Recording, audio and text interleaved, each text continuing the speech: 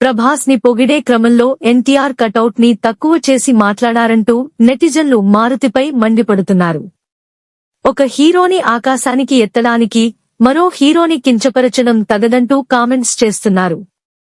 NTR అభిమానులైతే social మీడియాలో మారుతిని ఓ రేంజ్లో ఆడుకుంటున్నారు. నువ్వెంత నీ బ్రతుకెంత అంటూ బూతులతో రెచ్చిపోతున్నారు.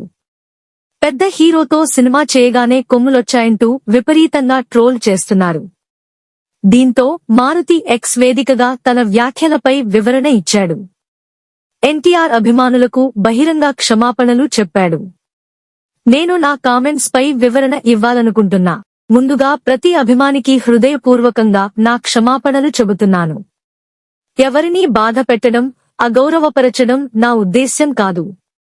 స్టేజ్ పై మాట్లాడే సమయంలో కొన్నిసార్లు మనం చెప్పాలనుకున్న దానికి పూర్తి భిన్నంగా విషయాలు బయటకు వస్తాయి.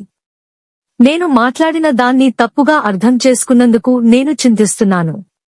నాకు ఎన్టీఆర్ గారి పట్ల, ఆయన అభిమానులందరి పట్ల అపారమైన గౌరవం ఉంది. సినిమా పట్ల, మీ హీరో పట్ల మీరు చూపించే ప్రేమను నిజంగా విలువైనదిగా భావిస్తున్నాను.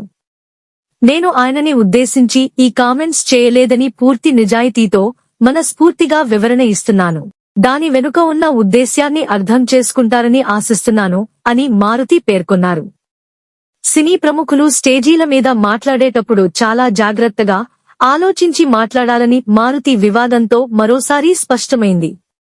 మామూలుగానే సోషల్ మీడియాలో ప్రభాస్, ఎన్టీఆర్ అభిమానుల మధ్య నిరంతరం ఫ్యాన్ వార్స్ జరుగుతుంటాయి. ఇప్పుడు రెబల్ సాంగ్ ఈవెంట్లో మారుతి కాలర్ కామెంట్స్ చేయడం దానికి మరోసారి ఆజ్యం పోసినట్లయింది. తారక్ కటౌట్ ని ఉద్దేశించే రాజాసాబ్ దర్శకుడు ఆ మాటలు అన్నారంటూ ప్రభాస్ అభిమానులు యంగ్ టైగర్ ఫ్యాన్స్ ని గెలకడం మొదలుపెట్టారు.